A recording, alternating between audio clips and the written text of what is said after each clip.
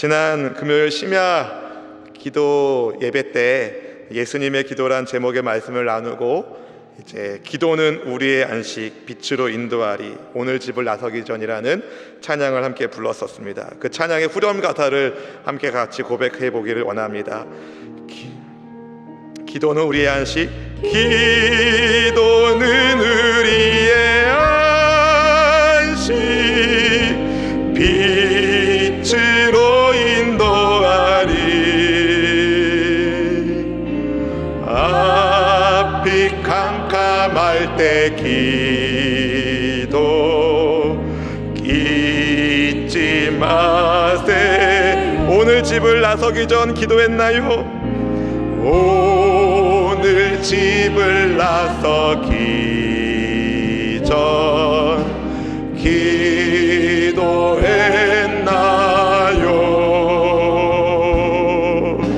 오늘 받을 은총 위해 호소했나요? 기도는 우리의 안식,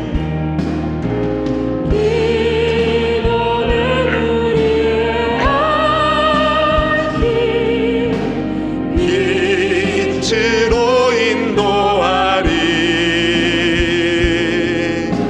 앞이 캄캄할 때 기도 잊지 마세요.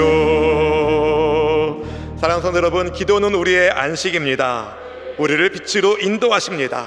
지난 한 주간 우리가 가난전보 특별 새벽을 통하여서 기도를 통한 하나님의 은혜를 함께 체험해 볼 수 있었습니다.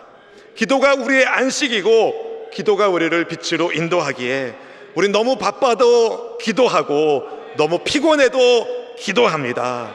저는 확신합니다. 피곤 중에 드린 기도, 바쁜 중에 드린 기도, 간절한 그 기도 주님이 응답해 주시리라. 여러분, 우리는 기도를 통하여 하나님과 소통하고 기도는 우리를 주님이 인도하는, 우리를 빛으로 인도하시는 하나님의 손길입니다. 그런데 금요 심야 예배를 마치고 제가 집에 돌아갔을 때 한 집사님께서 제 아내를 통해서 본인이 직접 만드신 책갈피를 선물로 주셨어요. 제가 가져왔어요. 그 책갈피에 이렇게 써 있습니다. 기도는 우리의 안식 빛으로 인도하리. 저는 금요 예배 마치자마자 그 집사님이 만드신 줄 알았어요. 그런데 그게 아니었습니다. 그날 말씀을 전하기도 전에 기도는 우리의 안식이라고 빛으로 인도하신다는 하나님의 섬세하신 솜씨가 있었습니다. 여러분, 이게 우연이겠습니까? 아닙니다. 하나님이 하고 계신 일입니다. 우리 주님은 지금도 여러분 아무것도 아닌 것 같지만 우리의 삶의 구석구석에 은혜를 계속 부어주고 계십니다. 며칠 전에 홍대에서 중동까지라는 책을 선물로 받았습니다. 여러분 한번 읽어보십시오. 굉장히 도전적입니다. 저랑 굉장히 잘 알고 있는 개인적인 친분이 있는 형님께서 쓴 책을 읽으면서 정말 하나님의 일하심이 온 열방 가운데 있다는 사실을 다시 한번 생각하게 되었는데요. 여러 간증 가운데 한 대목을 이 저자의 허락을 받아서 제가 여러분과 함께 나누고자 합니다. 안전을 위해서 가명을 썼지만 실제 일어났던 일입니다. 신앙 때문에 모든 것을 두고 고향을 떠난 자버드란 사람이 있었습니다. 신실한 무슬림이었던 그는 탈레반을 피하기 위하여 가족 모두가 파키스탄으로 이사를 갔습니다. 그런데 파키스탄에서 돈 벌기가 쉽지 않아서 가장인 자버드만 가족을 책임지기 위하여 쿠웨이트로 갔습니다. 어느 정도 규모가 있는 한 호텔에서 식당 보조 일을 하던 그는 그곳에서 출퇴근을 관리하는 인도의 매니저가 어떤 책을 읽는 것을 보았습니다. 처음에는 역사책인 줄 알았는데 나중에 알고 보니까 성경책이었습니다. 그러다가 매니저와 함께 인도인이 모여서 성경 공부하는 모임에 그가 참여했다고 합니다. 그 모임에서 자버드는 예수님이 누구신지를 알게 되었고 예수님만이 유일하게 자기 몸을 주심으로 죽임으로 사랑을 보여주신 하나님께로 나아갈 수 있는 유일하신 분이라는 것을 깨닫고 예수님을 영접하게 되었다고 합니다. 그렇게 예수님을 믿게 된 그는 40일의 휴가가 주어지는 이슬람의 명절이라고 할 수 있는 라마다 기간에 파키스탄에 돌아가 가족들을 만났습니다. 첫날에는 자신의 신앙의 변화에 대해서 말하지 않았지만 둘째 날 밤에 아내에게 이렇게 말했습니다. 여보, 내가 쿠웨이트에서 새로운 길을 찾았어. 나는 예수님을 만났고 예수님은 하나님께 나아갈 수 있는 유일한 길이셔. 그런데 만약 나의 개종이 문제가 된다면 내가 있는 이 도시를 당신은 떠나도 됩니다. 우리 자녀와 모든 재산도 다 당신에게 줄게. 생각할 시간도 줄게. 당신에게 개종을 강요하지는 않을게. 하지만 나는 그리스도인으로 살 거야. 이 이야기를 마치자마자 자버드의 아내인 어주르가 이렇게 말합니다. 남편의 말을 듣기 1년 전부터 저는 파키스탄의 한 영어 학원을 다녔습니다. 영어 실력을 쌓기 위하여 집 앞에 작은 서점에서 Voice of Peace라는 평화의 목소리라는 영어 잡지를 사서 읽었는데 알고 보니 그 잡지에 예수님의 스토리가 연재되고 있었습니다. 그래서 지난 잡지도 다 보고 싶었지만 서점 주인이 지난 잡지는 다 수거해 간다는 거예요. 그래서 어떻게 예수님을 더 알 수 있을까 생각하고 있었는데 점점 예수님에 대한 호기심이 점점 커지고 있었던 그때 이 아내가 염색을 위하여 미용실에 갔는데 이란인 미용사가 십자가 모형의 목걸이를 하고 있는 것을 보았습니다. 그래서 물었답니다. 혹시 기독교인이세요? 예수님에 대해 알고 싶어하는 그녀에게 이 이란인 미용사는 위험을 무릅쓰고 1대1로 만나서 예수님에 대하여 가르쳐 주었습니다. 그렇게 해서 그녀는 예수님을 구원자로 영접했고 1년 동안 남편의 구원을 위하여 기도했다고 합니다. 그런데 그 남편이 쿠웨이트에서 돌아와서 자기가 그리스도인 되었다고 말한 겁니다. 사랑하는 성도 여러분, 하나님의 일하심은 이렇게 오묘합니다.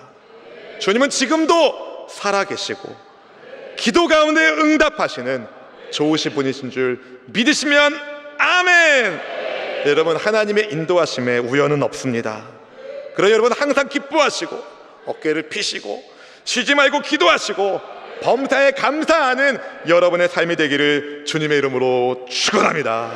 물론 날마다 기쁜 일만 있지는 않을 겁니다. 기도하고 싶지 않을 때도 있을 겁니다.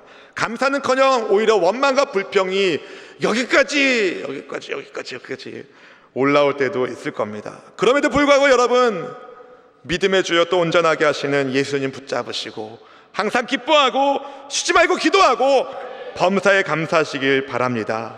그것이 곧 우리를 향한 하나님의 뜻이기 때문에 바울은요, 기뻐할 수 없는 상황에서도 기뻐하고 기도하기 어려운 순간에 기도했으며 감사하기 쉽지 않을 때에 감사했습니다.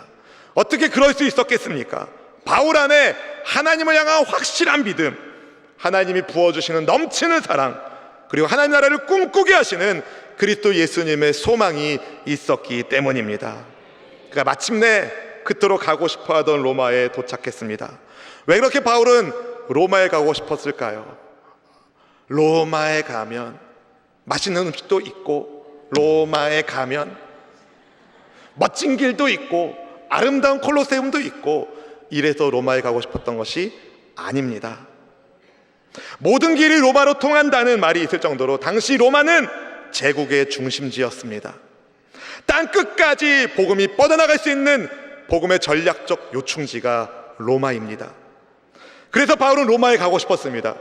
그의 소망이신 예수님 땅 끝까지 전하고 싶어서 로마에 도착한 바울, 즉시 재판받지 않고 재판 순서를 기다리며 그를 감시하는 한 군인과 따로 거하도록 허락을 받습니다. 이 재판받기까지 무려 2년의 시간이 걸렸습니다. 근데 바울은 나름 로마 정부로부터 배려를 받았어요. 어떻게 지냈는지 본문 16절 말씀을 우리 함께 읽어보겠습니다. 시작. 우리가 로마에 들어가니 바울에게는 자기를 지키는 한 군인과 함께 따로 있게 허락하더라. 아멘. 여러분, 사도 바울은 다른 죄수들과는 좀 다른 대우를 받았습니다. 로마의 위정자들은 바울을 위험한 인물이라고 생각하지 않았습니다. 아마도 바울이 죄가 없다는 베스토 총독의 보고와 그리고 바울의 로마행 호송을 총책임지었던 백부장 율리오가 바울에 대하여 긍정적인 보고를 했기 때문일 것입니다. 그래도 배려를 받았어도 여전히 불편한 점은 있었습니다. 일정 거리 이상 벗어날 수 없었고 로마법에 의하여 느슨하긴 했어도 쇠사슬에 묶여 있어야 됐습니다. 바울을 결박한 쇠사슬은 바울을 지키는 군인과 연결되어 있었습니다. 바울의 움직임에 제약이 있었다는 말씀입니다. 그럼에도 불구하고 바울은 복음 전하는 것을 쉬지 않습니다. 그가 로마에 오게 된 본래 목적, 예수님을 증언하는 것을 결코 멈추지 않았습니다.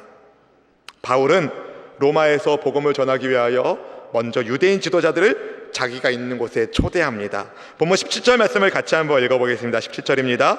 사흘 후에 바울이 유대인 중 높은 사람들을 청하여 그들이 모인 후에 이르되 여러분 형제들아, 내가 이스라엘 백성이나 우리 조상의 관습을 배척한 일이 없는데 예루살렘에서 로마인의 손에 죄수로 내준 바 되었으니.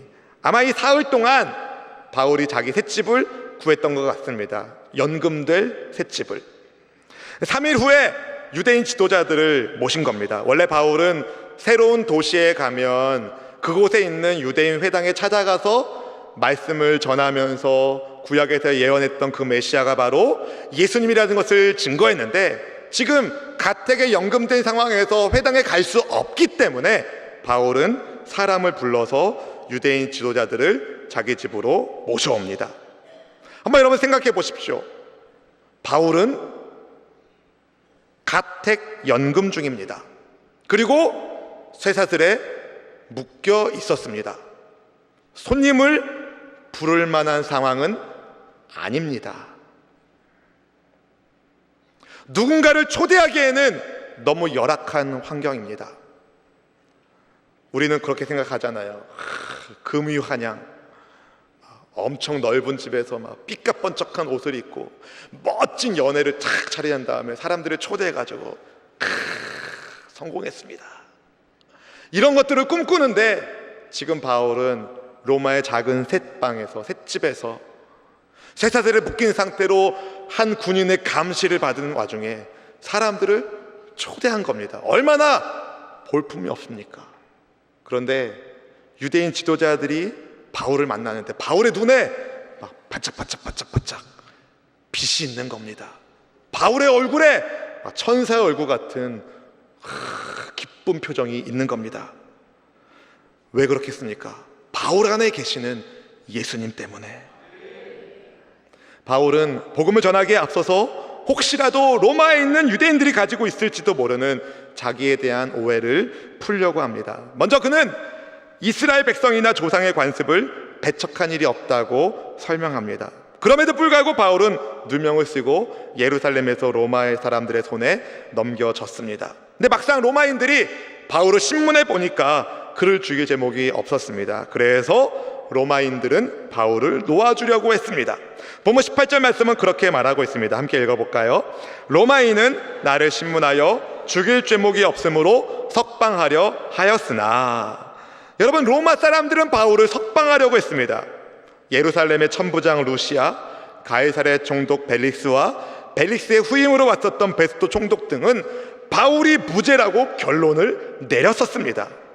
하지만 유대인들이 반대합니다. 바울을 풀어주는 것을 아주 강하게 반대했습니다. 그래서 바울은 어쩔 수 없이 가이사에게 상소하게 되었다라고 설명합니다. 유대 민족을 로마 황제에게 고발하기 위하여 황제에게 상소 올린 것이 아니라 어쩔 수 없이, 그 상황이 어쩔 수 없이 가이사에게 상소하게 할 수밖에 없었다는 것을 설명합니다. 본문 19절 말씀을 함께 읽어보겠습니다. 유대인들이 반대하기로 내가 마지못하여 가이사에게 상소함이요 내 민족을 고발하려는 것이 아니니라. 아멘. 어쩔 수 없이 마지못하여 가이사에게 상소한 겁니다. 그래서 로마까지 오게 된 것입니다. 비록 내가 구금되어 있는 이곳에서 쇠사슬에 묶여 있지만 여러분에게 그런데 드리고 싶은 말씀이 있습니다. 내가 왜 이렇게 쇠사슬에 매여 있는지, 그것은 바로 이스라엘의 소망 때문입니다. 본문의 20절 말씀을 함께 읽어보겠습니다. 20절입니다. 이러므로 너희를 보고 함께 이야기하려고 청하였으니 이스라엘의 소망으로 말미암아 내가 이 쇠사들의 메인 바 되었노라. 아멘. 여러분, 바울은 왜 그가 쇠사들에 묶여있다라고 말합니까?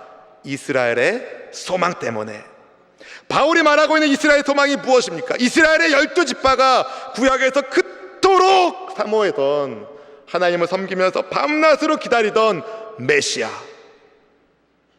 당시 이스라엘은 로마의 지배를 받았습니다. 유대인들은 로마 제국의 손으로부터 벗어날 정치적인 메시아를 꿈꿨습니다. 그런데 예수님은 정치적인 메시아가 아니라 온 인류의 구세주로 이 땅에 오셨습니다. 예수님이 바로 이스라엘의 소망, 이스라엘의 12지파가 간절히 사모하고 오시기를 원했던 하나님의 약속대로 오신 메시아가 바로 예수님이십니다. 저와 여러분이 믿는 예수 그리스도이십니다. 그런데 한때는 바울도 예수님을 믿을 수가 없었습니다. 예수님이 메시아라는 사실을 믿을 수 없었습니다. 그래서 그는 예수님을 메시아라고 증거하는 그리스도인들을 핍박했습니다. 예수님을 박해했습니다. 그러다가 그리스도인들을 잡으러 다메섹에 가다가 부활의 예수님을 만나게 되었고, 그제서야 예수님이 이스라엘의 소망, 메시아, 다른 말로 바울의 소망, 바울의 구주, 예수님이 메시아라는 것을 깨닫게 됩니다. 그 이후로 바울은 메시아 예수님을, 참 소망이신 예수님을 전하기 위하여 자기의 삶을 온전히 바쳤습니다. 그것 때문에 지금 쇠사슬에 결박되어 있는 겁니다. 사랑하는 서원수봉의 성도 여러분, 이 아침에 주 앞에 나와 예배하는 성도 여러분, 여러분이 붙잡고 있는 소망은 무엇입니까? 혹시 우리에게 있어서 이스라엘의 소망은 딴 세상 이야기이고 현실적인 소망만을 찾고 굳세게 붙잡고 계시지는 않습니까? 현실의 금사슬은 주렁주렁 달고 싶어 해도 참 소망이신 예수님 때문에 매게 되는 쇠사슬은 생각조차 하고 싶지 않지는 않습니까? 혹시 우리는 건강과 물질과 관계, 가정과 직장에서 어떤 어려움을 당하면 쉽게 소망이 끊어진 사람처럼 절망하고 있지는 않습니까? 여러분, 참 소망이신 예수님, 그분은 결코 우리를 실망시키는 분이 아니십니다. 그분을 꼭 잡기를 주님의 이름으로 축원합니다. 바울은요, 부끄러워하지 않았습니다. 새방에, 연금되는 새방에 유대인 지도자들을 모셔놓고 쇠사슬의 메인 상태에 부끄러워하지 않았습니다. 이게 유대인 지도자들 눈에는 이상하게 보였겠죠. 누가 봐도 부끄러워하고 감추어야 되고, 마치 우리 뉴스 보면 수갑 채우면 그 위에다가 막 뭐 덮어가지고 안 보이게 하는 것처럼 감춰야 될 것 같은데 바울은 당당한 겁니다. 여러분, 제가 왜 이렇게 쇠사슬에 매여 있는지 아십니까? 소망 때문입니다. 너무 이상한 말을 하는 거예요. 그래서 유대인 지도자들이 바울이 무슨 말 하는지 듣고 싶어서 듣다가 그 중에 예수님 영접하는 사람이 나오게 됩니다. 여러분, 소망이 소망을 낳는 겁니다. 소망이 소망을 낳습니다. 바울은 자랑스러웠습니다. 비록 소망으로 인하여 육체는 쇠사들의 매인 바 되었지만 바울은 자유를 누리고 있었습니다. 그곳에서 제일 자유로운 사람이 바울이었습니다. 어떻게 바울이, 쇠사슬의 메인 바울이 자유를 누렸습니까? 주님의 복음이 그를 자유롭게 했기 때문에. 더 이상 죄와 사망의 법이 아닌 생명의 법이 그를 이끌고 있었기 때문에, 죄의 사슬이 아니라 복음의 은혜가 그를 묶고 있었기 때문에 바울은 그 자유를 누리며 담대히 예수님을 전한 것입니다. 여러분, 그 자유를 누리고 계십니까? 권호 목사님이 쓰신 바울이 세상에게란 책에는 스펄전 목사님의 다음과 같은 이야기가 실려 있습니다. 스펄전 목사님이 런던의 길을 가다가 우연히 한 소년을 보았습니다. 소년은 낡은 새장을 하나 들고 있었고 그 새장 안에는 상처 입은 작은 새 한 마리가 있었습니다. 목사님이 소년에게 물었습니다. 그 새를 어떻게 할 거냐고. 그러자 소년이 씩 웃으며 이렇게 대답했습니다. 잠시 가지고 놀다가 재미없어지면 죽일 거예요. 그 새에 대하여 동정심을 느낀 스펄전 목사님이 아이에게 물으셨습니다. 얼마를 주면 그 새를 나한테 팔래? 아이는 이렇게 말합니다. 이 새 원하지 않으실 텐데 이거 고작 피 흘리고 있는 작은 새 한 마리잖아요. 낄낄 웃으며 말합니다. 그러다가 스펄전 목사님이 진지한 표정을 짓는 것을 보고 얼른 말을 바꿔 이렇게 말합니다. 이 새를 가지시려면 2파운드를 내세요. 당시 2파운드는요 지금의 우리 돈으로 10만 원이 넘는 돈입니다. 스펄전 목사님은 고작 몇천 원이면, 아니 돈 주고도 사지 않을 법한 그런 새를 10만 원이 넘는 돈으로 삽니다.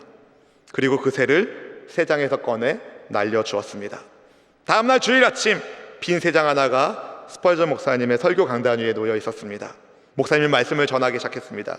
이 새장에 대해서 여러분에게 말씀드리고 싶습니다.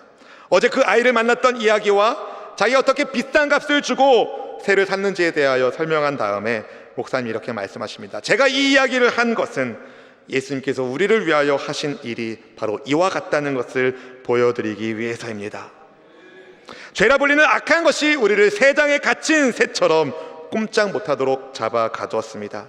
그때 예수님께서 죄에게 오셔서 물으셨습니다. 새장에 갇힌 이 사람들에게 무엇 하려느냐? 사단이 웃으며 말합니다. 이 사람들이요? 이들에게 서로 미워하는 법을 가르치려 합니다. 그리고 실증 날 때까지 그들을 가지고 놀다가 죽일 겁니다. 예수님이 물으셨습니다. 그 사람들을 사려고 하면 내가 얼마의 돈을 지불해야 되는가? 사단이 씩 웃으며 말했습니다. 이 사람들 원하지 않으실 텐데요.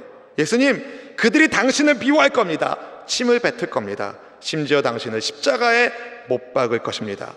그래도 그들을 사기 원하신다면 당신의 피, 즉 당신의 목숨을 내놓으시죠. 여러분, 목사님께서 다음과 같은 이야기로 말씀을 마무리했습니다. 바로 이것이 예수님이 우리를 위하여 십자가에서 하신 일입니다. 예수님은 믿는 자들을 위하여 완전하고 측량할 수 없는 값을 지불하셨습니다. 이것이 우리가 피할 수 없었던 죄의 판결에서 우리를 자유롭게 하는 하나님의 이유입니다. 사랑하는 성도 여러분, 바울은 자유했습니다. 육체는 가택연금 중, 두 손은 쇠사슬에 묶인 상태이지만 바울은 자유했습니다. 여러분, 예수님 안에 자유가 있습니다. 예수님 안에 소망이 있습니다. 예수님 안에 기쁨이 있습니다. 근데 여러분, 기억하셔야 됩니다. 내게 기쁨 주시기 위하여, 소망 주시기 위하여, 자유 주시기 위하여 예수님은 어떤 대가를 지불하셨는가? 여러분, 주님은 자기 생명을 주셨습니다. 그리고 그 생명값을 통하여 저와 여러분이 영생을 얻게 되었습니다. 사망 권세 이기시고 부활하신 예수님, 우리 생명의 소망 되신 예수님, 그러니 여러분, 그분을 믿는 성도 여러분, 더 이상 소망 없는 사람처럼 인상 쓰지 마십시오. 낙심하지 마십시오. 움츠리 들지 마십시오. 어깨를 피십시오. 눈을 크게 뜨십시오. 주님 주시는 기쁨으로 여러분의 삶이 회복되기를 축복합니다. 지금도 살아계셔서 지금도 여전히 역사하시는 예수님, 우리의 죄의 사슬을 끊어내시고 은혜로 우리를 붙잡아 주신 예수님, 성령 하나님께서 예수님을 통하여 우리에게 자유를 주십니다. 자유를 주십니다. 더 이상 죄 가운데 살지 마시고 죄의 사슬을 끊으신 예수님 안에서, 예수님 의지하면서 나 자유 얻었네, 너 자유 얻었니? 이렇게 예수님을 증거하면서 하나님께 영광 돌리며 기쁨으로 주님께 순종하며 살아가는 여러분 모두가 되길 주님의 이름으로 간절히 축원합니다.